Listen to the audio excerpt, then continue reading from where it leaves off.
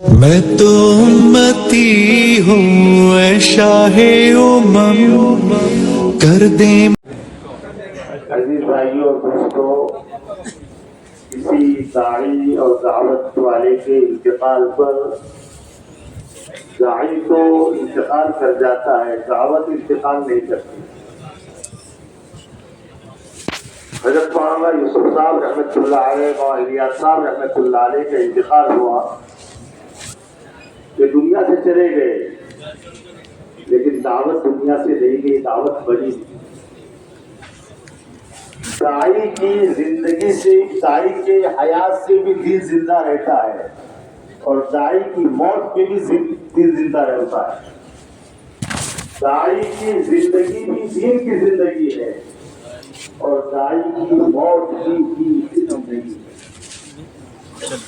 حضور اکرم صلی اللہ علیہ وسلم کی وفات ہوئی، آپ دنیا سے جا رہے ہیں. کہتے ابو بکر صدیق رضی اللہ تعالیٰ عنہ نے پہلا کام یہ کیا کہ آپ صلی اللہ علیہ وسلم وفات پا گئے ہیں، اس موقع پر اللہ کے راستے میں جماعتیں نکالی جائے، جماعتیں بھیجی جائے، اس لیے کہ آپ صلی اللہ علیہ وسلم کی وفات پر کام نہیں رکے گا. اور پھر حضور اکرم صلی اللہ علیہ وسلم نے جس لشکر کو اپنے ہاتھوں سے اپنی زندگی میں تیار کیا تھا، ایسے ابو بکر صدیق رضی اللہ تعالیٰ عنہ نے اس لشکر کو بھیجا. نکلو جاؤ. عمر کے سمجھ میں نہیں آ رہا تھا کہ حضور وفات پا گئے ہیں اور ابو بکر کیا کر رہے ہیں. ابو بکر جماعتوں کس طرح بھیج رہے ہیں، دشمن آ کے حملہ کر دے گا.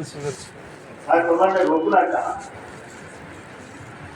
حضرت ابو بکر رضی اللہ تعالیٰ عنہ نے حضرت عمر کی چھاتی میں ٹھوکا مارا اور مار کر یوں کہا، عمر جبار فی الجاہلیہ وغفار فی الاسلام، کہ زمانے جاہلیت سے تو زبردست تھا، حضور کی گردن مارنے جا رہا تھا، اب یہ اسلام میں آ کے کچھ نہیں کرتا. ولو منعوني قالا او عنادا كانوا يودون الى رسول الله صلى الله عليه وسلم لقاتلتم على منعه. اگر ایک رسی کا ٹکڑا یا ایک بکری کا بچہ جس کو لوگ حضور کے زمانے میں بطور عطیہ زکات صدقے کے دیتے تھے، اگر اس کو بھی روکیں گے لقاتلتم علی منعه، ابو بکر اس صورت میں بھی جماعتیں بھیجی.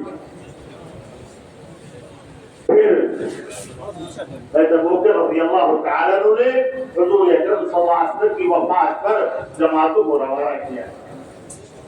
میرے بھائیوں، ہم ایک ساتھ دنیا سے چلے گئے، لیکن دعوت دنیا سے نہیں گئی. دعوت آج بھی زندہ ہے، کل بھی زندہ رہے گی، اور انشاءاللہ قیامت تک زندہ رہے گی. دعوت داعی کے انتقال پر تو یہ ہونا چاہیے تھا کہ ہماری جماعتیں بن جاتی. اب اللہ کے راستے میں نکلتے. جس وقت مولانا یوسف صاحب رحمۃ اللہ علیہ کے زمانے میں حالات آئے ہندوستان پر، تو مولانا یوسف صاحب رحمۃ اللہ علیہ نے یہ نہیں کہا لوگوں سے اپنے گھروں میں بیٹھ جاؤ، جماعتیں بناؤ، جماعتیں بھیجو، حالات درست ہوں گے. اس وقت امت مسلمہ جو حالات میں ہے، اس کا ایک ہی راستہ ہے، وہ یہ کہ ہماری جان، ہماری مال، ہماری عزت، ہماری آبرو، وہ سارا کے سارا دین پر لگ جائے. لہذا عزیز بھائیوں، درخواست یہ ہے کہ سب نیت کر لیں انشاءاللہ کہ ہم اللہ کے راستے میں ضرور جائیں گے انشاءاللہ. اب ذرا سا ہاتھ اٹھا کے بتنا دیں کہ کون کون نقد جاتا ہے یہاں سے جنازے کی نماز کے بعد نقد کے نام جی کے ساتھ جائے. نقد کون جاتا ہے جنازے کی نماز پڑھتے جواب دے گی. محمد جنید بھائی کہاں تھے؟